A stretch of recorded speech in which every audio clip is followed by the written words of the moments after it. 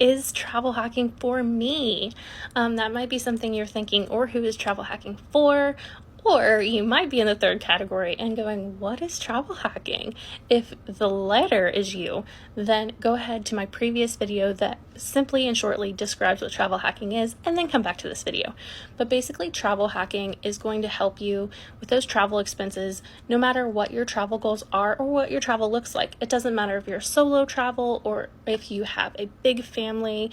It doesn't matter if you travel once a year or you want to travel for months out of the year, if you travel with economy, or if your dream is to fly first class. Whatever travel looks like to you, travel hacking is completely customizable, which is amazing.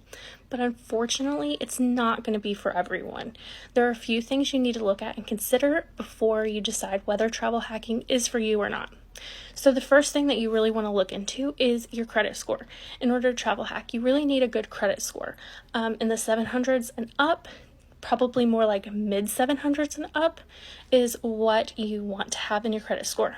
If you're not there yet, that's fine, but you need to spend this time increasing your credit score before you start travel hacking, because you really need the good credit to get these credit cards.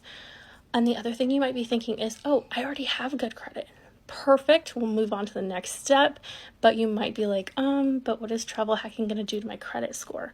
That's a lot of people's first reactions, and it was mine too, personally, when I first learned about travel hacking. And amazingly enough, travel hacking actually does the opposite of what you would think it does, and it increases your credit score, which is absolutely amazing. I've seen my credit score increase, my husband's credit score has increased, and other people that I know have all had the same. I haven't ever heard of it decreasing someone's credit score. So that is amazing. The next thing that you really want to look into is, can you pay your bills on time every month, and can you pay your credit card off in full every month? The credit cards that we use to travel hack normally have really high interest rates of like 18% or more. And so they are definitely not credit cards that you're going to want to keep a balance on. And if you do keep a balance on them, that's really going to negate from the reward of the points financially. So we definitely don't want to do that. And that would not be well for your credit score either. And we need to keep that credit score up. So we definitely want to make sure that we're paying that credit card off every month and that we're paying it off in full. The other thing too is we're not going to spend in excess. We're not going to spend more than we normally would to get the points. That negates from that too. You're just spending what you would normally spend in a month, but you're putting it on the credit card instead of your debit card or cash, and then you're just going to pay that right off.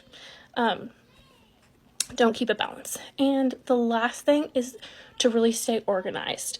There can be a lot to track when it comes to travel hacking. You're going to have different cards probably with different rewards and different points and all of that. So just go into it knowing that you really want to stay organized throughout it all. I will definitely be giving you more tips and tricks on organization. There are spreadsheets and apps and different things that we're going to get into, so you don't have to worry about that too much. There are ways to hack through that, but just know that you're going to need to be organized as well. So like and follow for more tips on travel hacking.